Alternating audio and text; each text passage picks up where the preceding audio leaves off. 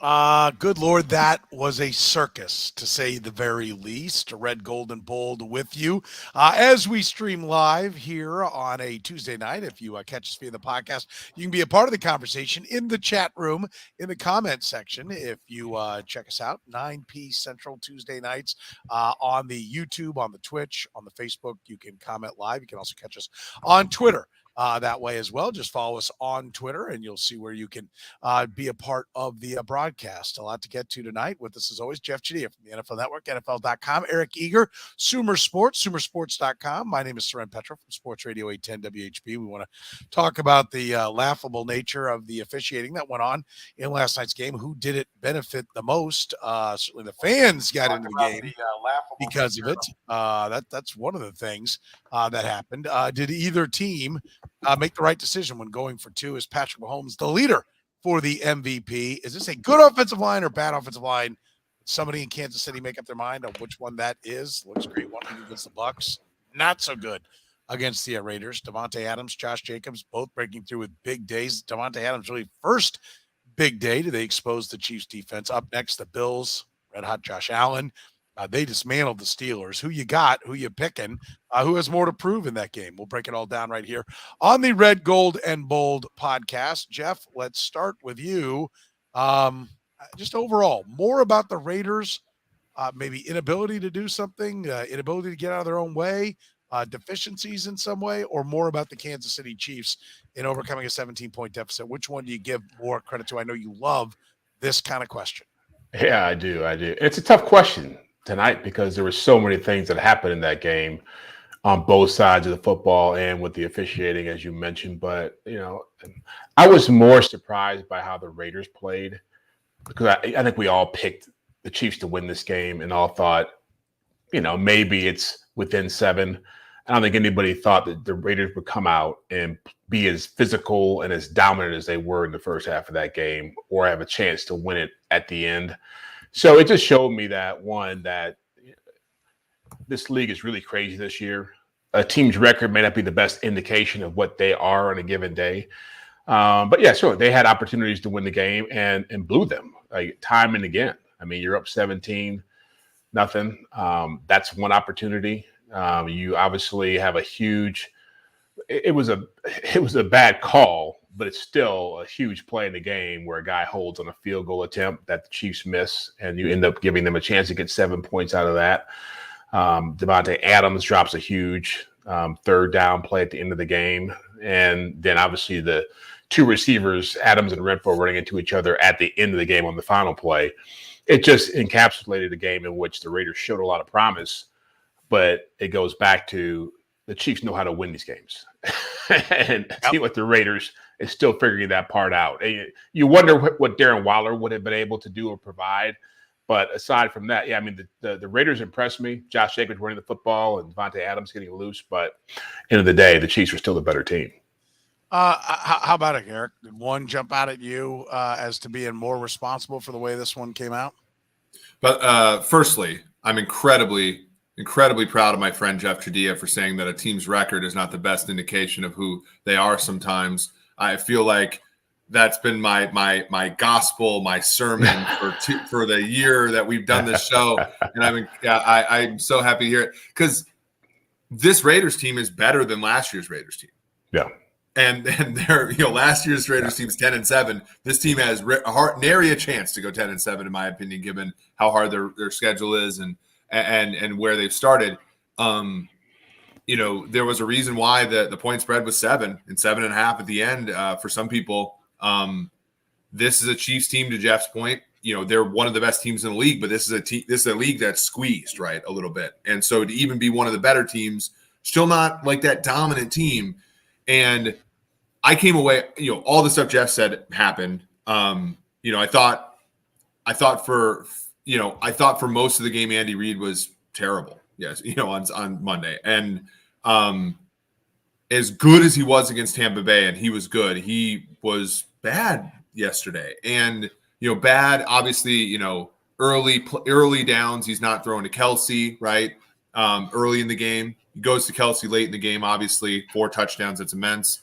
early in the game, you're looking at passes to Noah Gray. You're looking at passes to Clyde. You're looking at passes to McKinnon. It's just like, these are not – play your hits, play your hits. And then, of course, you have the 2-point conversion to try to go up 9 instead of 7.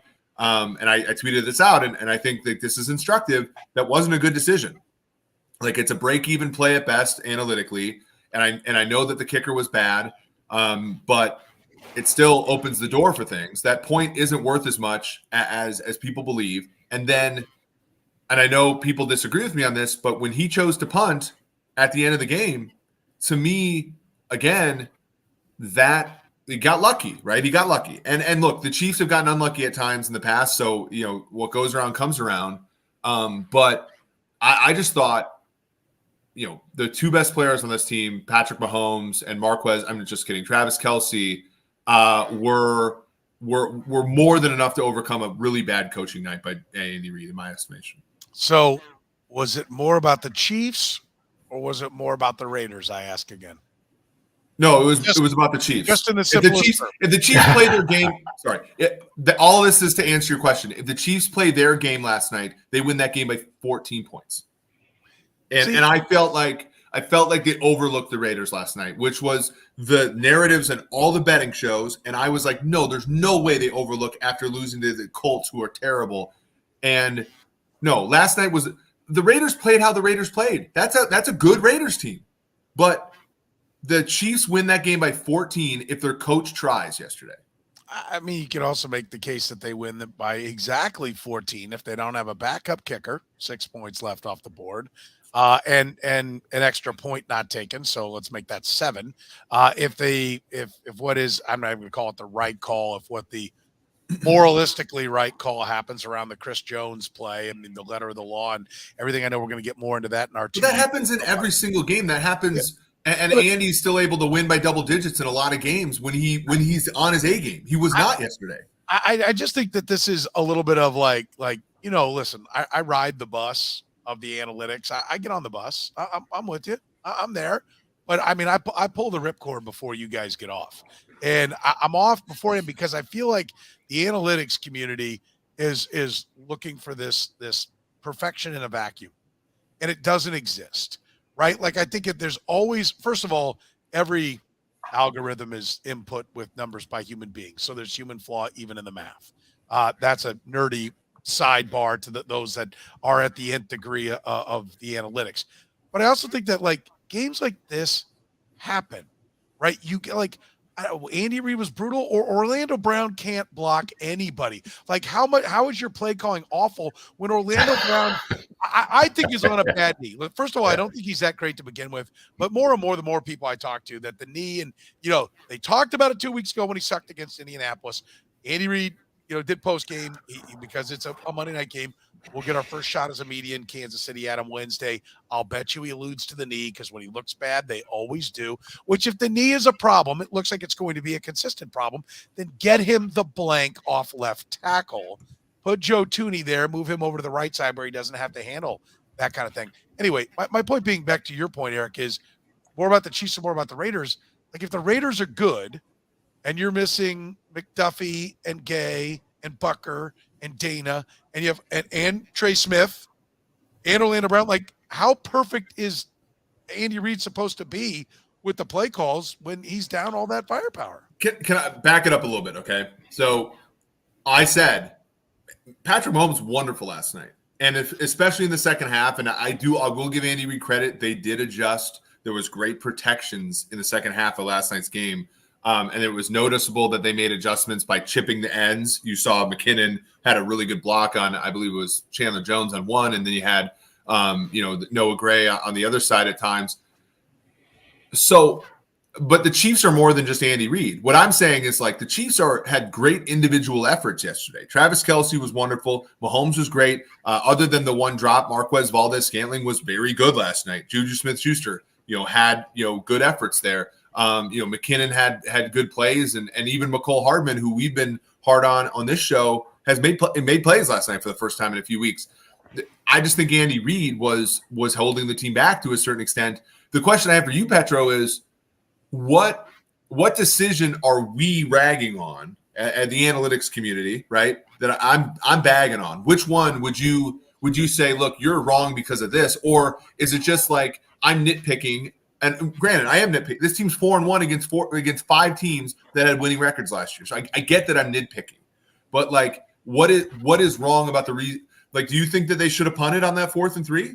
Do you think that? No. Did you trust the defense at the end of that game? Because they were a bobble away from losing that game.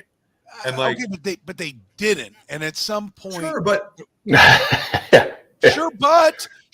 sure. I mean, like every losing coach has a laundry list of reasons why they're just victory is just around the corner.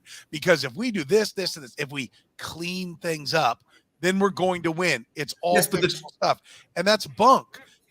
I just don't think, like, first of all, I want to get Jeff's thoughts on this, because I think that, down 17-0. Okay, Andy Reid dug that hole. I don't know how they attack it. First of all, do they go out there and say, it looked to me like it's like 5 out, guys, O-line, make it happen. And it didn't. And then he adjusted. Okay. I almost wonder, I had this thought today, and I said, big picture, does Andy go out and give everybody a shot to win their individual battle and say, you all got a quarter, and then after that, I'll come bail you out? And every week they give Orlando Brown the first quarter to prove that he can be a left tackle. And so 2 masters are being served here in this. You serve the purpose of one, okay, if we can play it that way, we're going to really destroy it. If not, I've got more in the play sheet. I'm going to go to it. And oh, by the way, Brett Beach now has all video and all stats he needs to tell Orlando Brown's agent, no way are we giving you the contract you want. That's a good point, by the way. Like, so, I think exposing Orlando Brown is part of the bigger picture. Yeah, I think there's always, and I don't think they're trying to bury him. I think they're giving him the chance to prove he is what he says he is, right? There's 2 ways to look at it. He needs help. Well, but he wants to be paid like Trent Williams. So we're going to play you like Trent Williams for a quarter. Go be Trent Williams. And when we're not, we're giving you this opportunity to make the money. But when you don't, we got to win the game.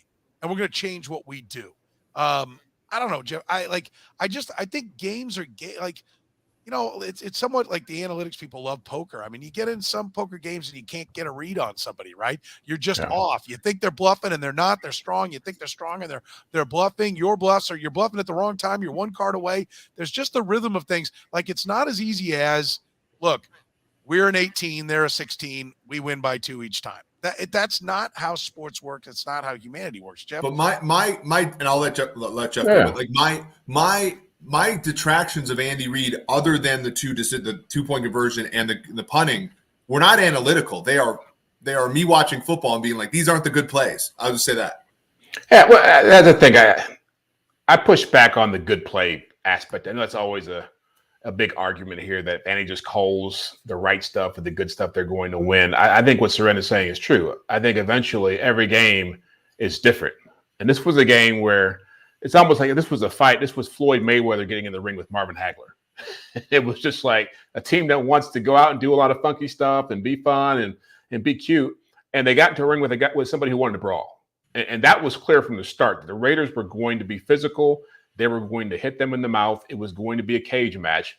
And the Chiefs, for whatever reason, left that aspect of their game plan in Tampa and didn't bring it out for whatever reason. I'll agree with you on that part of it. I would love to see that Chiefs team show up and match that physicality. And that, to me, is what stood out throughout the first half. And what kept the Raiders in the game was that they couldn't block Chandler Jones, who had been missing in action for weeks. All of a sudden, he turned into Bruce Smith last night. And Max Crosby was killing Andrew Wiley. And so it's always great to come out with this idea of like, we'll go 5 wide and Pat will just spread the football around and look great. But until you actually have to block somebody, that's just like a pipe dream. It's a different world they're living in. And I've said it for weeks. Every AFC West game will be like this, no matter who's playing, because these teams are really close in talent. They're really close in mentality, and they all have good defenses. And so you saw that again last night. This is what the AFC West matchups are all going to look like. Yeah, I can vouch. You have said that. It's on. You go back and listen to the old podcast. Jeff has been saying that so far, 2 for 2, and how this one has gone. Even when the Raiders come in with just 1 win, it played out exactly that way. I guess to your point, Eric, yeah, I'm with Jeff. Like I there was a number of times I was quoting "run the damn ball," and I'm not a run to win it. I'm a run when you're winning. But I think that in place of being able to, just hit Tyreek Hill on a lightning fast crossing route or deep down the field, how they can be diverse and how they can stretch a defense. And in other words, stretch as far as we've got lots of different things that you've got to defend here. It's not all in the passing game. One of them is going to have to be just punching some people in the mouth. And that's what their offensive line looks like. I don't know, and they finally got to it on, what was it, 2nd and 20 or 3rd and 20 or 2nd and 21, and they hand the ball to McKinnon. And I honestly, I got most of it out of my mouth. Now they're going to go, right? And he runs for a first down. I think they do need that physicality part.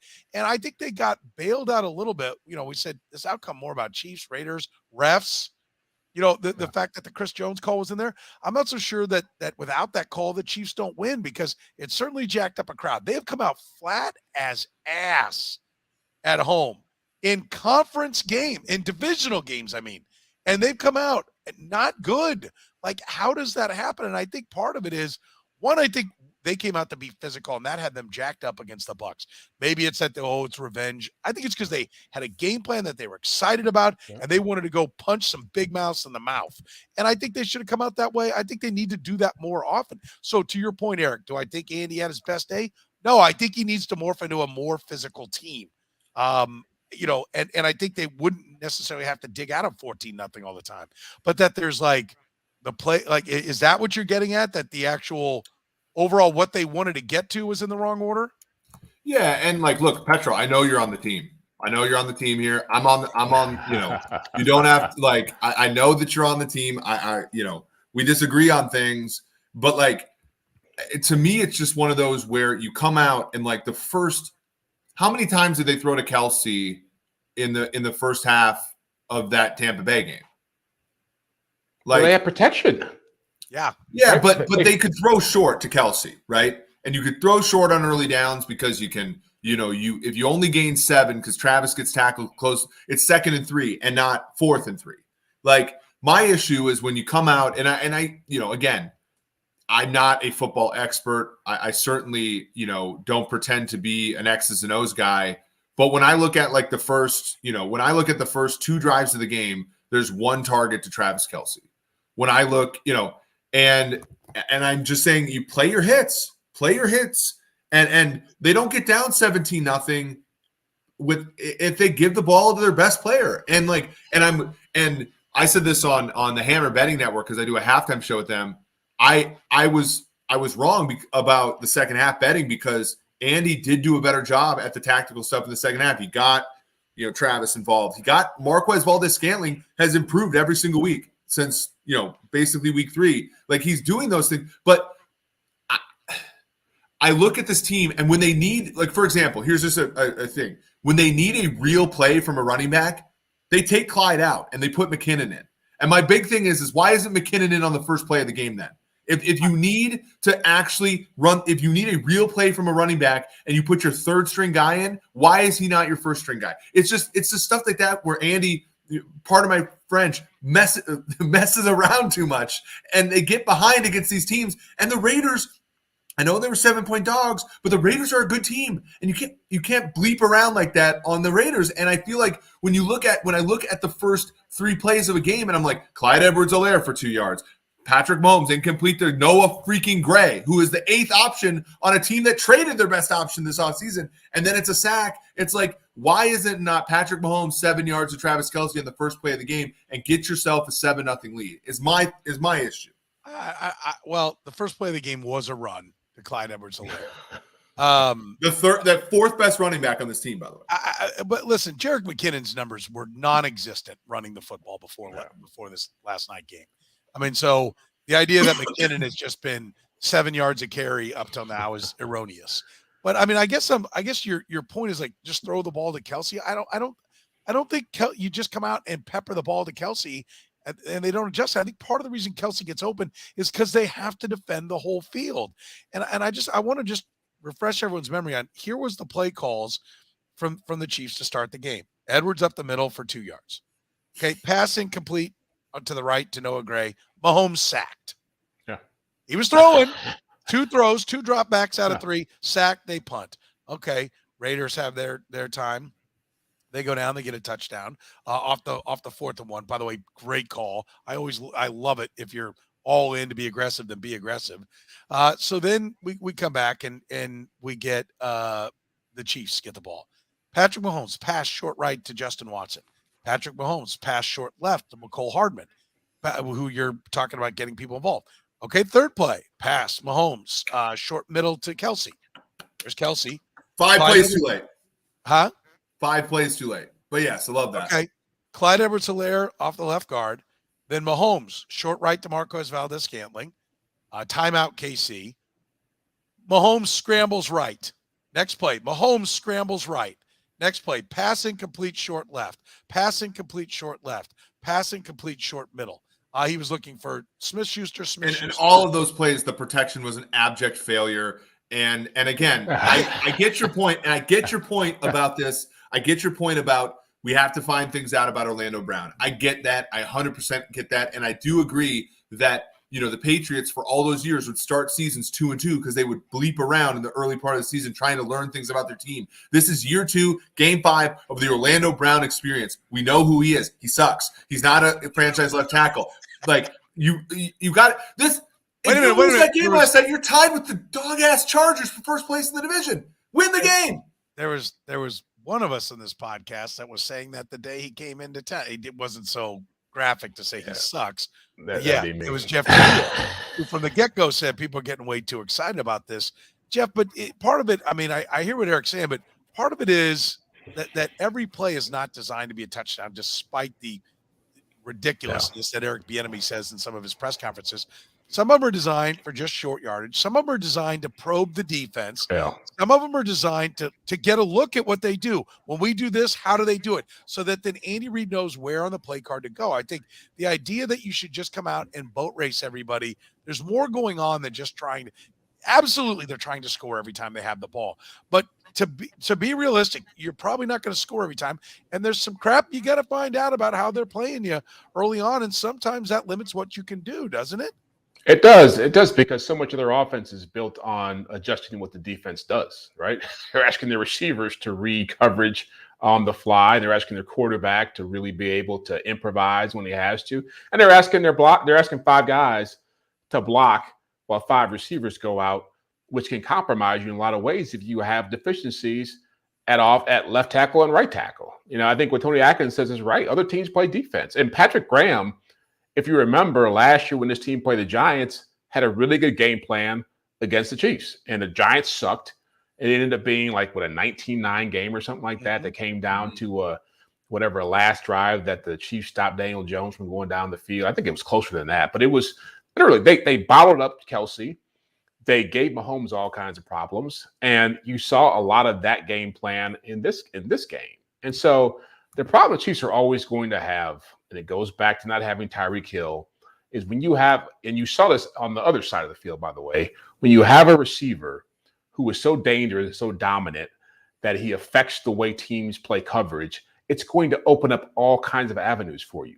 When you don't have that receiver, you have to do a lot of probing and picking and pecking and trying to figure out things. It's not as simple as just saying, call the good plays, let Patrick Mahomes be Patrick Mahomes.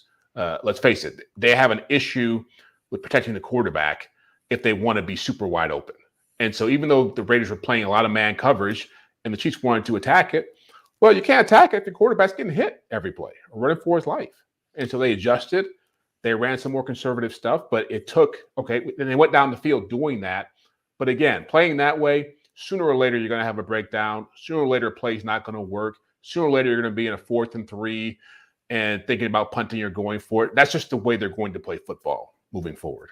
Yeah, and to Jeff's point, Eric, it was 17-14 Giants with 14:53 to go in the game. Oh, I remember. It was a field goal that tied it with 8:53 to go in the game, 17-all. So the Giants led, early in the fourth quarter. And then the Chiefs didn't get the lead. They got a Harrison Butker 34-yard field goal with 1:07 to go and then had to defend the field. So there is I do think that's a big one. The other team gets paid too. And so the idea that every game is going to be a 30-point win, I think is a little bit unfair. You did touch on the 2-point conversion. Do we want to do? How much do we want to do on Chris Jones? Let's not. We can do it tomorrow. I can explain it, but like I don't want to. We've already argued enough. It's been argued all day around the Chiefs world. So we're going to do more on that in a global perspective from an NFL perspective on 2 Deep tomorrow. But the 2-point conversion, I want Jeff's perspective first. Which one? Did anybody get it right? I didn't have a problem with the Raiders call. Like, I understood what they were trying to do because they're thinking hostile environment, offense on the other side has been rolling. We've been running the ball down their throat. We have a play call we like. It wasn't the greatest play call in the world given the way they were running it, but Josh Jacobs was gashing them. And so you get ahead, you put some pressure on the Chiefs, and maybe you can run some stuff defensively that can give them problems. You got a great kicker. You have a chance of getting the ball back and kicking a field goal if you can hold them to a field goal, worst case scenario. Chiefs, I don't have any idea what Andy Reid was thinking. I sat there and was just like, and I understand, Eric can explain this better because he's an analytics guy. I understand the idea of getting up 2 scores. But to me, 8 points is enough pressure to put on a team in that situation, the way you've been playing offense. It was a crappy play call to begin with. 2, I felt like you're in a situation where you have control of the game. It just felt like, this is one of those cases where analytics sound good in a vacuum. But at the end of the day, I think that play gave the Raiders a little more life than and this is where I push back. That's what it felt like. Analytics did not support that 2-point conversion. That's like I think we got to be. Okay. We have to be. People keep saying that. I don't know because they assume because everybody just says when you go for 4th down, the analytics support it. When you go for 2, the analytics. But like I tweeted out at the time, like this is not a good play because ultimately the big part is you want to entice a team when they're down 8 to think they're down just 1 score and to bleed the game. And if they actually happen to score a touchdown on you, to miss the 2-point conversion at the end and be out of time. What you don't want is for the team to know exactly what you don't want the 2-point conversion thing to happen early in the game so they know what they need, right? You want to know the future. And when you're up by 9 or 7, the other team knows exactly what the future is. When you're up by 8, it's ambiguous. And oftentimes teams will, like much like we saw in the loss to Pittsburgh in 2016 in the playoffs, like you drive the whole length of the field and you miss that 2-point conversion, game's over. And it's like, you really wish you would have known that what the outcome of that 2-pointer was 5 minutes ago. You know what I'm saying? So what you don't want to do is give that decision to the other team, which is what the Chiefs did. So the 2-point conversion, the only explanation was, and it was similar to the Indianapolis game, is your kicker's so bad you don't trust to make an extra point. So you went for 2, much like you did in Indy to go up 14-10 and like this one. But it was not supported by, like, if you take an average kicker there, like you should just go kick the extra point. Right. But what do the analytics say when your kicker's ass? But like, what do they say? What's the math on when your kicker sucks and you have no confidence in him? How does that change the calculus? It does. I mean, but what would you say his probability of making the PAT was? He had a 59-yarder. I hope he could kick that. I mean, 60% maybe. Yeah, 60. Maybe. Yes, I don't think the guy is good. And so that's how. If it truly was 60%, then you should have gone for 2. I agree. Okay. I think it's probably more like 80, which is still to use your term ass, but it's not like it's not. I think here's my frustration with the math part of it. First of all, it's always in a vacuum, okay? And it's these are the numbers that have come. It's not. I just told you the downstream effects of the game in either event. But even that, but all of that is based upon but when you know the outcome, you'll go ahead and score quicker. That it's like the scoring team will score, and they will choose how fast they score it, and that the defense and the defensive play caller have no input into what happens. It's the whole Andy Reid and Donovan McNabb didn't score fast enough.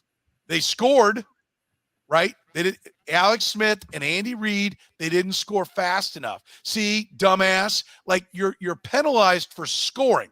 Had you turned the ball over a 3 and out, right? If you've done that's not how it goes, though. Listen, I'm telling you, the everyone's like, well, you had to score quick. And Andy Reid's made a great point. I think this has been thought out a lot more. You have to score first. And the problem with the numbers is it makes it seem like the scoring is inevitable. It is not. If you don't score, first of all, if you score quick, yes. But Petro, if you don't score, nothing matters. You can punt, you can use your timeouts, you can do all that and get the ball back if you score quick. If you score slow, you still have a shot at an onside kick. But if you don't score, you're done. But if you don't score, nothing matters. The Chiefs win. That's what the no score is. Those two things are identical in the probability calculation. What I'm explaining are the margins that are the difference between the two choices. Okay, two things.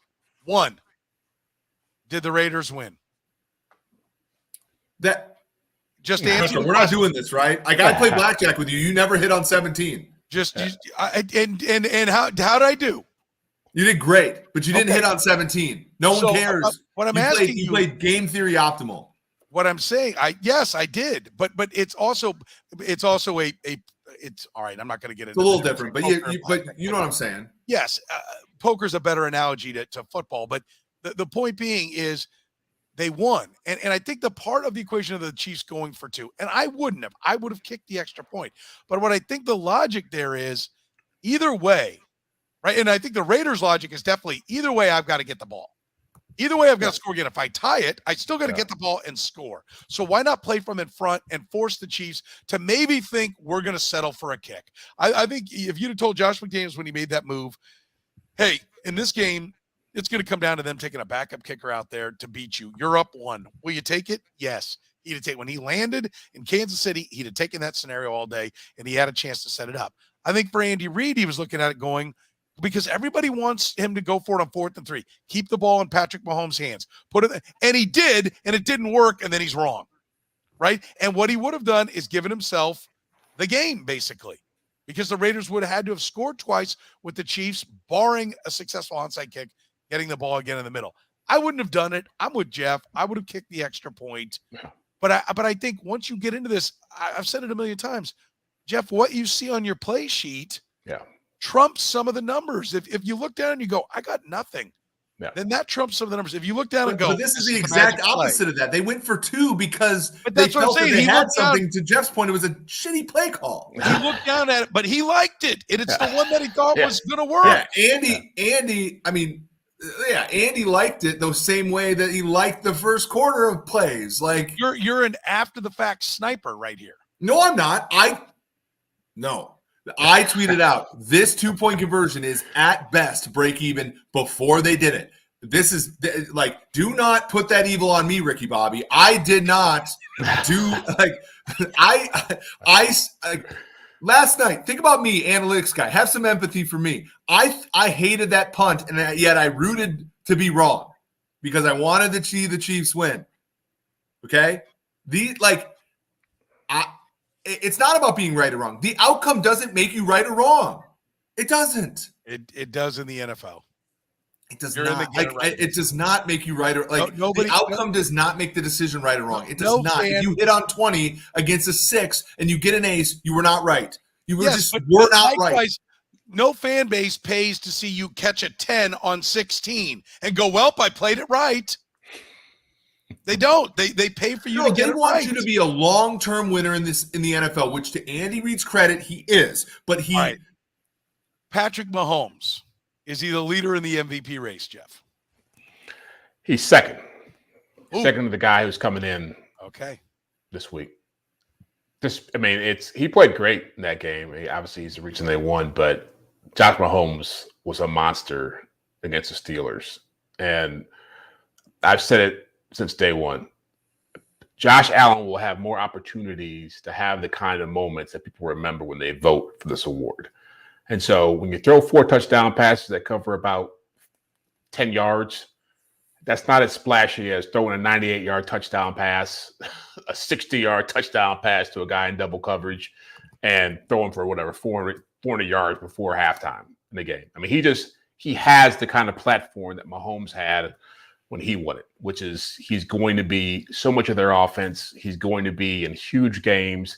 He's on a team that is going to have a chance to play in the Super Bowl. It's just, he had a couple of tough weeks there when his team was playing close games, played one close game and lost another, but they're 4-1. He's got great numbers, and he's coming off an ass whooping of the Steelers. I think he's still the top guy.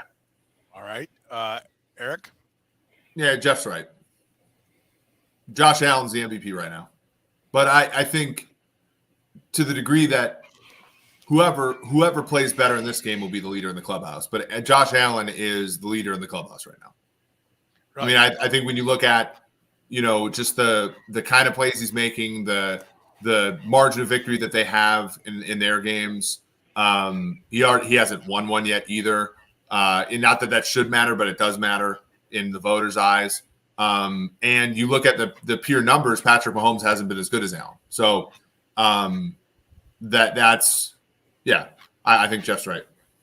I would offer up this. I think this game, it doesn't really matter right now because I think this game is going to put one of them very much in the driver's seat. But if Andy Reid's not calling the good plays and the Chiefs are getting behind, isn't it Patrick Mahomes that's hoisting everything up on his shoulders? I mean, Josh Allen's making great plays too. I'm not trying to take anything away, but is the digging of the old adage like quarterback that brings you back, Jeff? Oh, look at all these come from behind wins. Yeah, you had something to do with you being in the hole as well. Are we seeing that out of Patrick Mahomes? Because if you just go to the statistics of it, I think it's amazing. They both have the exact same QBR. I love that statistic. Both of them are at the top of the list at 78.5. By the way, by QBR, it goes. No, I'm sorry. Tua is first at 79.7. Is that right? Patrick Mahomes and Josh Allen at 78.5. Geno Smith is fourth at 74. As we all predicted. Yeah, maybe the craziest story in the NFL right now. Yeah, passer rating: Geno Smith 113, Patrick Mahomes 110, Tua 109 or 110, Josh Allen 107. Touchdowns and INTs: Patrick Mahomes 15-2, Josh Allen 14-4. We know Josh Allen with his legs does not just scoop for first downs when the pass play is not there; they run him Cam Newton style. And so I'm fine if Josh Allen's got it. But this is one that these two might trade this award back and forth. And in reality, whoever wins it is going to be the one who won the championship last year because he's going to get the nod most times out, right, Jeff? I wouldn't go that far. I think what your point you're making about Mahomes is legit, or somebody mentioned it a second ago on the thread here where I think Phil or Pig1 number 1 said Mahomes' weapons aren't as good. I just don't think voters remember that stuff as much. Like they don't remember how things happen. They remember the bottom line stats. They remember the big moments. And Josh Allen has played a Thursday night game against the defending Super Bowl champs. He's beaten up on, who was the second team they played? Was it Tennessee? They beat the second one? I think that Tennessee. Yeah, Tennessee. Tennessee. So they beat the AFC, the defendant, top seed in the AFC handily.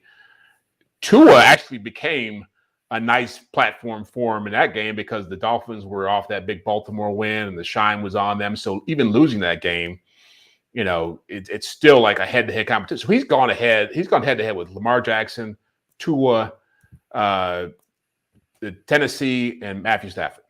And so now you got Mahomes coming in. And so he's just lining up all these, whatever, championship caliber teams, MVP caliber quarterbacks, hot, QBs, flavor of the month QBs. And so I just think all that stuff ends up helping him make the case. And people want to give him the award. I mean, there's some years where people just want to give you the award because you've just been so good for so long. And this is his chance. Mahomes has only had, one game over 300 yards passing so far this year? Am I accurate about that? I think that's right. Here, I'll confirm it for you. I've got his numbers. So I just think in general he gets dinged because the numbers aren't as great as they usually are with him. Yeah, he's not piling up the yardage. He's still in like the mid 7s in terms of yards per pass attempt. Josh Allen's in mid 8s. Josh Allen's leading the league in yards per pass or passing yards. Wait a minute. Do you want him to throw short to Kelsey or not? What's going on here, Eric? Are you really doing this? That's not what goes yards per pass. I'm just busting balls. At this point, I don't even know if you're serious. Jeff's point's a big one though. They like to give it out to Josh Allen, and I also think there's a little bit. I can't remember who tweeted this out, but I thought it was a good point. Like Josh Allen's being run into the ground like Cam Newton, and how many more years does he have left? I agree with that. I hope for the sake of the league that he keeps playing well. But I don't know how sustainable that nonsense is. Cam didn't get hurt until he got hurt, and then he got hurt all the time. So, I know Josh Allen hasn't been hurt much either. Yeah, no, to me, I think that's preposterous to think that he's not going to end up going the same way. You just cannot take that kind of pounding forever. And I think at some point they've got to morph to protecting him a little bit more. And the Chiefs get a lot of mileage out of Patrick Mahomes' runs. I mean, he's Alex Smithy in what he does. Buy a fresh set of downs, get deeper into that play card.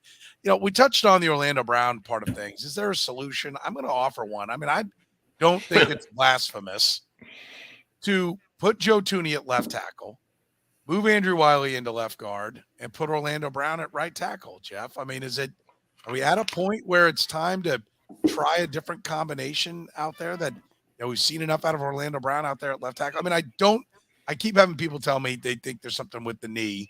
And so if he's gutting through it, he's already not an athletic guy. Is he just being set He's up? got a bad body. Yeah. Yeah. And he gets killed by speed rushers. I mean, Chandler Jones looked like he was 25 going around to end some of those plays. That was like one play. He just literally was in the backfield when the ball was snapped. It just felt like he was just right there on top. Well, at times Orlando Brown is so slow getting off the ball, it looks like he doesn't even know what his assignment is. Yeah. And I'm going to tell you, there was no shortage of ripping of Chandler Jones by people in Vegas coming into this game. The people I talked to were like, this was not a good signing. This is a problem. And he didn't have a sack for what it's worth. And in the second half, the Chiefs gave up, I think it was 1 sack and 1 pressure. So it was 3 sacks and 6 pressures in the first half, 1 and 1 in the second. So that's why I come around to Andy Reid, all right, let's try this. And if it doesn't, I know where I'm going, right? But Eric, is there a solution? So what's your solution? I guess I didn't really hear the whole. My solution he goes to right tackle, and then what happens? Joe Thuney at left tackle, Andrew Wiley at left guard. He played guard before he was forced into tackle the last couple of years. And Orlando Brown goes over to right tackle. Maybe even it's Orlando Brown at left guard. I mean, if he's that immobile, if he can't get outside at all, then it might not help anymore on the right side. Or maybe that's the other knee and he'll be a lot more effective over on that side. I don't know, but I mean, it's pretty bad. I mean, it's Jordan Black-esque to go old school. Last time I remember going, what the hell is this? Was it Barry Stevenson too? Was also a privilege out there. How far back is Jordan Black? Jordan Black was who replaced John Tate at right tackle, and they had the best offensive line I've ever seen. That was Willie Roaf, Brian Waters, Casey Wiegman, Will Shields, and John Tate. And when Tate left and went to the Bears, Jordan Black, like a 3rd or 4th or 5th round pick out of Notre Dame, stepped in at right tackle and was just like, what is this?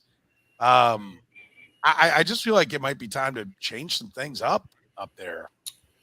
Well, and they gave themselves a chance this year, right? Because they didn't extend Orlando Brown, or they didn't give him a contract.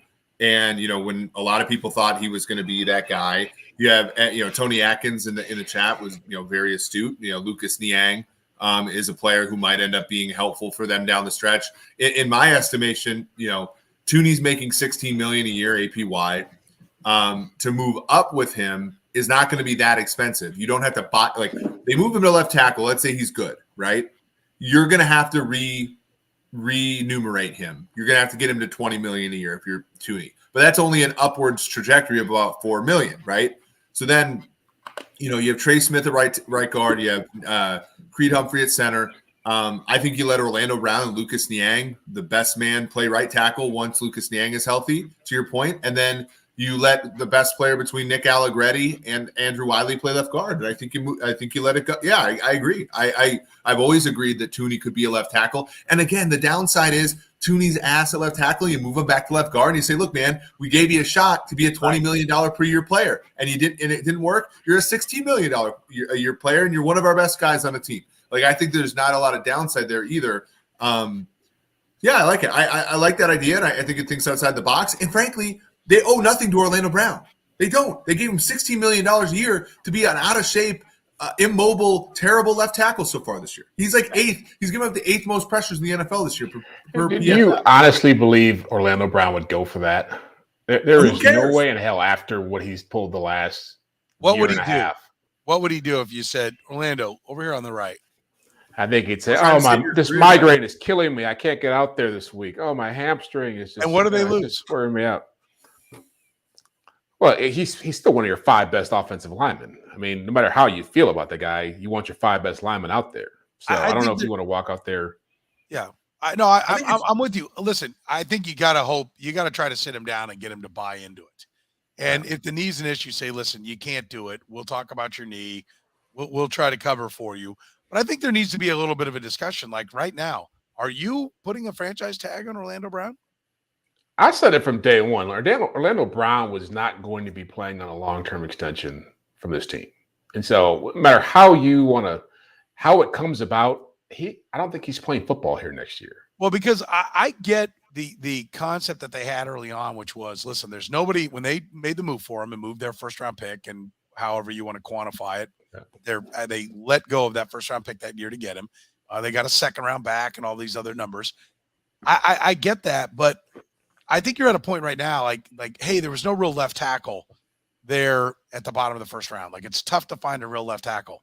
Well, you don't have one now, right? Well, like, and yeah. And I would, Orlando Brown is here, by the way, is irrelevant to this whole discussion. Like, back in 2021, they did not have more than one starting offensive lineman on this team. Now they have 4. And Orlando Brown's the 5th best player on this offensive line. So all this stuff, like, I understand what you're talking about, Jeff, because, like, you know, there is the human aspect of it, and players, you know, it's not as easy as you know, moving, you know, magnets on a board, right? It's not that easy. Right. And players deserve to be treated, you know, in a certain way, but it's not exactly, I mean, Orlando Brown wasn't exactly at the Chiefs facility all summer. He wasn't exactly at training camp on time. He wasn't exactly doing everything on his side of the aisle to be the best Kansas City Chief that he could be. And he's still getting paid he's getting paid as much as Joe Thuney this year to be a bottom third of the league left tackle. And so I don't know if the Chiefs really owe him much of anything. I'm not saying they owe him anything. I'm just saying that to sell that to a guy who's pinned all his hopes in being Kansas City on being a left tackle, good luck. You know, he could be the biggest, he'd be the whiniest bitch you'd see in this town for the next 6 months. I guarantee you. Well, so far he's been the biggest bitch we've seen all in town. That's so right. maybe he could just complete the cycle. Right. For the record, Creed Humphrey, number 1 of 38 centers, according to Pro Football Focus. Joe Thuney, 9 of 75 guards. Nick Allegretti, 57th. Trey Smith, 21st. That's how the guards rank amongst the tackles. Andrew Wiley's 47th. Orlando Brown is 52nd out of 72 tackles. I mean, that's why. Orlando and Andrew Wiley is exactly the kind of player the Chiefs are going to win with in the Patrick Mahomes. Like that.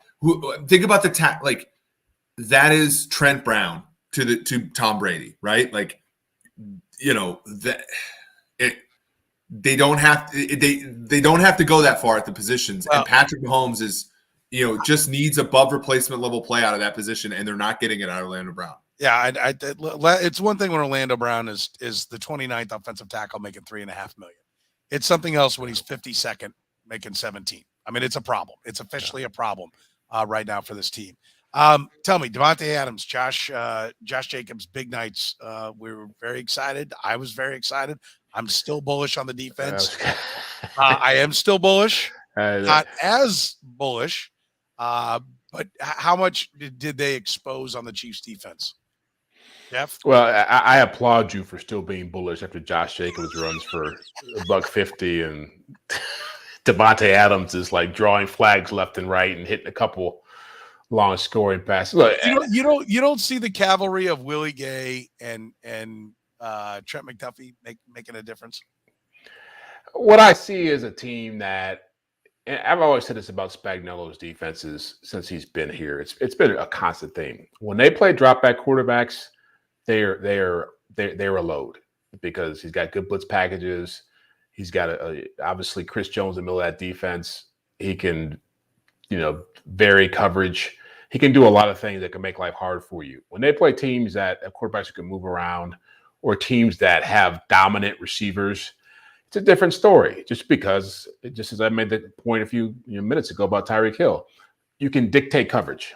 A lot easier to run for 150 when you got to keep a safety over the top of Davante Adams. If Darren Waller was in that game, there would have been more things happening for Josh. He might have ran for 250 because you have to account for those guys. And so, when you start seeing those kinds of receivers on the schedule, it makes life harder. When you start seeing someone like Josh Allen, a quarterback who can run, who affects the numbers in the run game, I mean, you can't, it forces you to be more predictable. And so that is the concern I have about this defense. And it's not just this defense. Most defenses are going to have the problems with those kinds of players the Chiefs had last night. The difference is that if you have real lockdown corners like a Patrick Surtain or a Jalen Ramsey, or you got a Aaron Donald in the middle of your lineup, you can do other things to offset that. But I think last night was more about, you saw what Davante Adams, a true number one receiver, can do, even though he had the bobble at the end of the game, and how it forces them to really be more vanilla, and how their defensive line, I think someone just mentioned that, really can't create pressure consistently. Yeah, I do think that is their weakest point. Where's your level of concern, Eric, with the defense after this game? I mean, defenses give up 30 points sometimes. Like I still think fundamentally, like it's like, we talked about, is this defense going to win its team a game? And like, they won them a game giving up 24 against the Chargers in week 2. Like, this is, we're not talking about the 80s and 90s anymore. Like, defenses give up points now, and scoring's down though. The scoring is down, but like, that's a good they are, just to be clear, they are 14th in yards allowed and 24th in points allowed now. Yeah, the points allowed thing, you got 14 against the Cardinals, 10, 7 when the game was decided against the Chargers. Against Tampa Bay, it was an onslaught of bad, stuff at the end. This game, all the points were good, from the Raiders. They were all legitimate, but I just think defense is pretty oscillatory week to week. To your point, McDuffie comes back. Jalen Watson has been a good story, but that doesn't mean he's a good player yet. I think he's encouraging. I think he's not good, So you get him out of the mix a little bit. You get, obviously, Willie Gay back. I thought Darius Harris had a big sack in that game yet last night, but for the most part, you want Willie Gay there instead. Frank Clark missed time being, having an illness, and our Karlaftis is second among rookie edge players in pressure this year, but he's not exactly lighting the world on fire, and you haven't gotten, consistent play from Dunlap. You've gotten pop-ups there. So I think they'll be fine. Last night was not good for sure, but I don't think it means that they're all of a sudden going to be bad. I think last night was Josh McDaniels' finest hour, and I think he did expose him some. I think he exposed him that the run defense, what was Tampa thinking? Like, Todd Bowles has got to be watching that game going, what was I sitting on my brain? What the hell happened here? How do we throw the ball as many times as we did? And I think McDaniels said, I'm not playing that crap. 6 offensive linemen. I mean, he had tackle eligible in there all the time. He flat out flashed, here's what we're going to do. And then they did it. And then I think Davante Adams showed that it's going to be tough for them to beat a true number one in a conference championship game or Super Bowl unless McDuffie comes and makes the secondary better, because they were worked over. I mean, we're excited about Watson, the 7th round pick, but he's got no business being one-on-one with Davante Adams. Rashad Fenton has really been exposed. Stealing money. Your former, I don't know if Sumer Sports is going to do grades, but Rashad Fenton for 2 years has been graded as like one of the better corners. I'm not seeing it. Well, corner grades are pretty oscillatory, right? Like I mean, that's David Amerson was once the PFF comeback player of the year, and then he couldn't beat out Orlando Scandrick at Kansas City. So we got, there are, the corner position is very streaky. I do think that to Jeff's point, I think, yes, they were exposed. I don't think it means that, they're trash, but you do not want Stefon Diggs versus this is going to be painful. Like, you're going to have to get to the 30s. Yeah. Right? We agree? Oh, yeah. Against the Bills? Yeah. Yeah. I mean, this game is going to have to be in the 30s if they're going to get a win. And I think this is one where Andy Reid might want to say, I don't know that I want to defend 75 plays. Let's shorten this up and let's put it on my guy. Let's play 50 snaps each on offense, and I'll take my guy to make more plays. Like, is that how you stop Josh Allen, Jeff? Is Some of it is going to be with maintaining the ball. I don't care if you run it or throw it. You can throw short or underneath to Kelsey. You can get Kelsey going deep and wide receiver drags. But the Chiefs need to possess the football against the Buffalo Bills, in my opinion. What's your path to stopping Josh Allen and beating the Bills? Well, one thing that would help would be having Willie Gay playing a game like this. I think you need to have a linebacker, which he won't, which you need to have a linebacker who can, who's versatile enough to be able to play in different positions and chase him down. You're going to have to be able to get pressure with your front four. I mean, Chris Jones is going to have to bring it. I don't know what happened to Frank Clark in the second half of that game, but if he's available, he's going to have to bring it. And you're going to have to accept that he's going to make some plays against you. I think the best way to defend Josh Allen is to get him thinking he has to do Superman-like things to win a game. I thought the best thing about that Steelers game was that he showed that, okay, I can get to that gear when I need to, but I don't have to always play that way.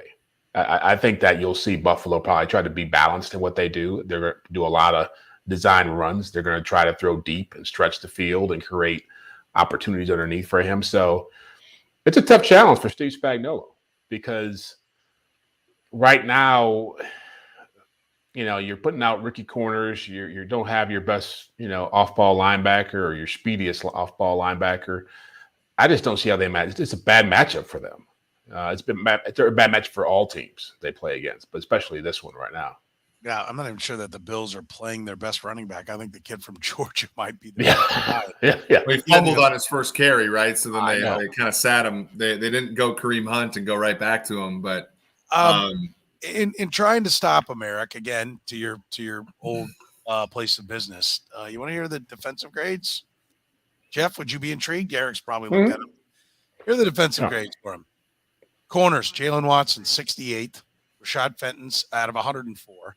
Rashad Fenton, 62. L'Jarius Sneed, 7. I think that is something we should mention. Later in the game, they got better against Adams because they said, all right, enough of this crap. You're on Adams. Okay. And I think that helped. Safeties, Brian Cook, 57 out of 86. Juan Thornhill, 55. Justin Reed, 29. On my eye test, I think Juan Thornhill's probably been a little better than that. I do think Justin Reed's been good. I like the physicality at least. Linebackers are interesting. Willie Gay, 66 of 78. I think that, and I don't mean to drag my old employer, but like there are holes in the grading system when defenses have what I consider a fall guy. Devin White is a fall guy in Tampa Bay. Everything gets funneled to Devin White, and if he misses a tackle, like he gets dinged, and that defense is still pretty damn good because he's missing a tackle on a 4-yard pass, it becomes a 6-yard pass, right? And I think Willie Gay was that way in that defense. There's also an aspect of this, in baseball, Derek, and I know this has been somewhat disproven, but go with it for a second, right? Derek Jeter would have fewer errors than Adam Everett because Adam Everett could get the balls in the hole that Derek Jeter couldn't get to. I think Willie Gay misses tackles on plays that other players don't get to. Okay. Darius Harris, 20 of 78. Nick Bolton, 14 of 78, and I'm pissed. I think he's better than that. Yeah, you build the plane around Nick Bolton at this point. The guy's a monster. He was the only player on that defense that played well last night for extended stretches, I think. Guys get up slower after Nick Bolton hits them. Nick Bolton moves people backwards, and I think that is a mental and physical attribute that is like body blows in boxing. Like he takes fight out of teams throughout the course of the games. And I don't see a guy who's just getting murdered in coverage either. All right, D-line, though. Here we go. D-tackle, right? 1 of 121, Chris Jones. Number 1. I have no problem with that grade. Next highest. Who do you think the next highest interior defensive lineman is? Interior? Yep. Wharton just blew his knee out, right? So he's I'll just give it to you. Colin Saunders, 39th of 121. Tershawn Wharton, 75th. And then Derek Nottie is 111 of 121. I've never seen a guy get so blown into the backfield like Derek Nottie was a couple of times. I mean, defining the term roller skates. On the edge, Frank Clark, let's see, Carlos Dunlap is 95th of 112. George Karloftis is 103rd of 112. And that sounds right. 104th of 112. Yeah. I mean, Karloftis has been invisible. I almost forgot he was on the roster. I saw him a couple of times in the game. I was like, wow, I forgot he's playing. Yeah, he was not making it. And they're the ones that are going to have to try to stop John. They have to create problems for, like, any problem, anything. You look at Willie Gay, I would say see the D-line first. Mm-hmm. Right? That's where that goes. I mean, for me. Who has more to prove in the game, Jeff? Bills or Chiefs? I think it's the Chiefs. I don't think the Bills got to do in the playoffs. So whatever they do in the regular season right now, it almost doesn't really make a dent in terms of impressions. I mean, they could go 15-2 and people will still say, look, if you don't get the Super Bowl, it doesn't matter. And so I think they come in here knowing that it matters in the sense of potential playoff seedings, like where you end up playing the championship game. If these two are there, Buffalo, you wanted to be in Buffalo in January or early February, whenever they play it. But I think the Chiefs can prove more about how good they are in this game, just because the Bills have been so impressive and all the things we're saying right now about the Chiefs. I think if the Chiefs come out and they defend Josh Allen well and have some big stops and win the game, I think you're going to be sitting here saying, oh, the Chiefs, they're probably the best team in the NFL now. But I think for both teams, really, it comes down to, they're going to play in the postseason.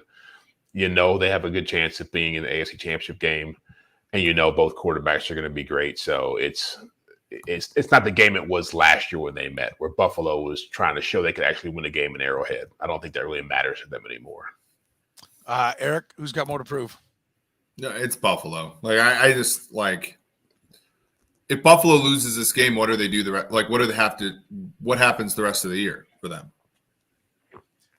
That's interesting. What happens the rest of the year? I don't know. They keep fighting and say, we beat the Chiefs in the regular season last year and they beat us when it counted. We'll see in the playoffs. I actually side with Jeff on this one. I think the Chiefs are, like, when we read those grades and the Bills just obliterated the Steelers. You'd be like, well, the Raiders are a better team. Not according to the record. And again, I understand the record. I'm with you. I think the Raiders are better than their 1-3 record. Adam Hill, who covers them for the Las Vegas Review-Journal, friend of this podcast, said, look, the Raiders weren't as good as their record indicated last year. They're not as bad as it indicates this year. Like, they're better than the record this year. So I'm fine with that. But the Bills, I don't think really they come in here. I almost think like this might be a free roll for them. No. They feel like their schedule's easier and the pressure's on the Chiefs, because I think the Chiefs are scrambling more than the Bills. Don't you, Eric? Like, if you're just like, which team looks in the mirror and goes, who's flexing more in the mirror right now, the Bills or the Chiefs? I mean, the Chiefs, okay, 2019, the Chiefs lost to Houston and Tennessee and came back and won the Super Bowl by beating both of those teams in the playoffs. No one cared. Like, that, those games didn't matter. 2020, they didn't really lose in the regular season. 2021, they get their asses kicked by the Bills, and they go and beat them in the playoffs. Like, for the Chiefs, nothing. This stuff doesn't matter. Like, ultimately, I think. But I think the 2019, if they'd gone through the Patriots in 19, okay, but somebody else did the work for them against the Patriots, and that scenario may play out here for the Bills. But I mean, like, when I use the term, like, who's flexing in the mirror? Like, they're not flexing the O-line muscle right now in Kansas City. They're not flexing the D-line muscle in front of the mirror right now in Kansas City. Their DBs, they ain't flexing that after what we just saw. So, I mean, I think there is, and again, it doesn't, you can be the lesser team and still win the game. You can be the lesser team and hoist the trophy. See the Kansas Jayhawks. I mean, Bill Self's gone in with the 1-1 numerous years and didn't win it. Right, he stole someone else's championship this year. Yeah, to your point. But my thing is, and this again, this might render a lot of things moot. But like, I just don't think any one individual game in the regular season means anything to a team that has hosted 4 consecutive AFC Championship games and is 4-1 against 5 teams that had winning records last year. So I bet when they see the Bengals, they'll feel that way. I guarantee you. That'll be Okay. Maybe the Bengals game will matter a little bit more, but like the Bills have to avenge a lot, 2 losses in the biggest moments. But like I don't think any regular season game matters for the Chiefs. Any one regular season game says anything about a team that has hosted 4 consecutive AFC title games as the best player in the NFL on their team. But isn't that a little bit of a contradiction to what you've said previously? Like when last year they squared off twice, the Bills kicked their ass once and got beat by 13 seconds of brilliance in what was an even game both ways. So collectively last year, the Bills were the better team, correct?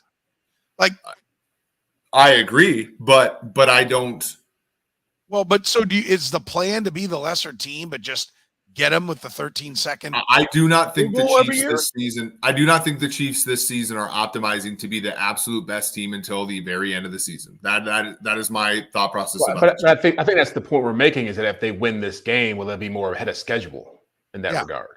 Yeah, and I think that's not a bad point. But I think for me, like I said, the Chiefs have very little to prove to anybody until January 30th-ish in Arrowhead.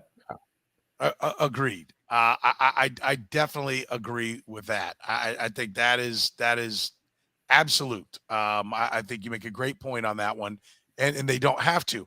But I think that when they do play in January, right, when they go out, they're going to look a lot better. They're going to feel a lot better and be more confident.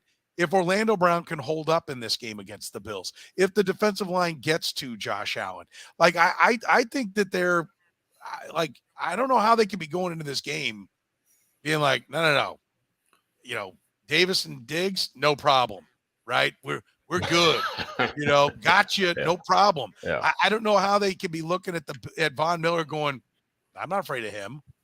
I think a good performance in this game goes a lot more. I think you could. Don't you think they're questioning themselves a little bit? I mean, Patrick Mahomes said he went to the team in the second quarter, went to the offensive line and said, listen, they're giving us single coverage back there. If you guys can hold up, we will win this game. He's not giving that pep talk because it's all going great. No, I don't disagree with that. But again, I think here's the thing. If Buffalo loses this game by 30, it's going to I think that people are going to have a lot more questions about Buffalo than they do. Well, I think that's the point we're making. Yeah, I think this game means more to Buffalo than I don't think this game means. I don't think any individual regular season game means that much to Kansas City, including this one, which is a humongous game. Well, I think the questions. That's not the question we're asking. Who does it mean more to? I think the question is, what's it going to say more about the team after it's over? Is the better way to ask the question. I just think so. Yeah. And I think it says more about Buffalo. Okay. I think it's interesting. I don't know. It's an abstract question, so I don't know that there's a definitive. Well, here's the math. It adds up to this. Turns out. Yeah. But I guess I've got more concern for the mental psyche. I get what you're saying. I do think that what we've talked about for a long time, the Patrick Mahomes contract is weighing heavily on the Chiefs right now, right? And the Orlando Brown decision it's okay. He's all right to kind of all right, but it's not great, right? Like, I think right now, if we were saying let's unwind 3 years ago and go back and redo it, would you come back with the same 53 right now? Because I don't think you would. I think you might have you'd have gone all in on Trent Williams and said Tooney and Orlando Brown don't equal Trent Williams. I think I think there are different things that would have been done along the way, and I think so. Some of those questions are there. I think Trent McDuffie coming in and being a lockdown guy can go a long way towards helping the confidence of this team. Well, I mean, you got to start playing. Yeah, exactly. And I think that would go a long way. And then figuring out a way to protect the quarterback more, I think, would be big. All right, who do you got, Jeff? Bills. I think it's. I think they're the better team. I think that they are playing more consistently. The quarterback, obviously, we talked about him being an MVP candidate. I think he comes in here and has a huge game. I think they win like by a score of like 35-24, 34-24. Maybe they're up 7 late, get a field goal or something like that. I don't think it's going to be a blowout by any means, but I think it's the kind of game that over time their talent will win out. Okay. Eric? 3-point underdogs at home. Patrick Mahomes is 7-0-1 against the spread when he's an underdog. He hasn't won every one, but he's 7-0-1 against the spread as an underdog. You know my approach when he is an underdog. We back the truck. We're backing the truck. The Chiefs are going to win. I think Andy calls the good plays. I think the defense plays better than before. I also think the Bills' defense is a little bit banged up. I think we finally get a touchdown from either or and maybe MarquezValdes-Scantling or Juju Smith-Schuster. And yeah, the Chiefs win. The Chiefs are optimistic that they may get Butker back. Although if he doesn't play in this one, when is the bye? Is it 2 weeks away? They got another 2 one weeks after the Niners, right? Yeah. Or Titans after the Niners. Titans on their side of the bye. I struggle to see how the number 2 scoring offense and number 1 scoring defense loses to a team that is making decisions based upon the fact that they're afraid of their kicker. I think if Butker plays, I think it's really, if I divorce myself of the just auto bet the Chiefs anytime they're a dog, which I don't think is a bad play. I think if you do it, you'll make money in the long run. Doesn't happen very often, and they usually come through. There's a lot of fight in the team, and there's Patrick Mahomes is an absolute bulldog, and so you've always got a fighting chance if you rock and fire with the Chiefs as a dog. With no kicker, and maybe this is what I'm missing, is the Chiefs are an easy bet because the whole world is looking at it going, they don't have a kicker. That's a problem. And the Bills are number 2 in scoring and number 1 in scoring defense. They're plus 91 through 5 games. They are kicking ass. Like if this continues, they're going to be the 85 Bears.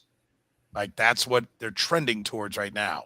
And so I hate to say it, but I will take the Bills right now. You want to do double or nothing on the steak? Because I owe you a steak dinner because the dog-ass Cardinals covered the spread last week. I was going to bring that up tomorrow night on Too Deep on your beloved. But I'm a man of my word. I hope I carry the L's. And luckily, MVS has started to play well. I will not bet against the Chiefs and be rooting against the Chiefs with you rooting for the Chiefs in the game. No, I will not take that wager. But I'll be happy to find more reasons to show you that the Eagles aren't the best team in the NFL. But we'll do that tomorrow night on the Too Deep podcast. If you could, give us the likes, give us the loves, subscribe, follow it. Does wonders for us. Don't cost you nothing. We appreciate it. The podcast growing and growing and growing. Hopefully we got some really good news for you coming up here very soon. We'll talk about that in the weeks to come. But we really appreciate all the kind comments everybody's left. But if you can hit that like button, hit that love button, it does a lot for us.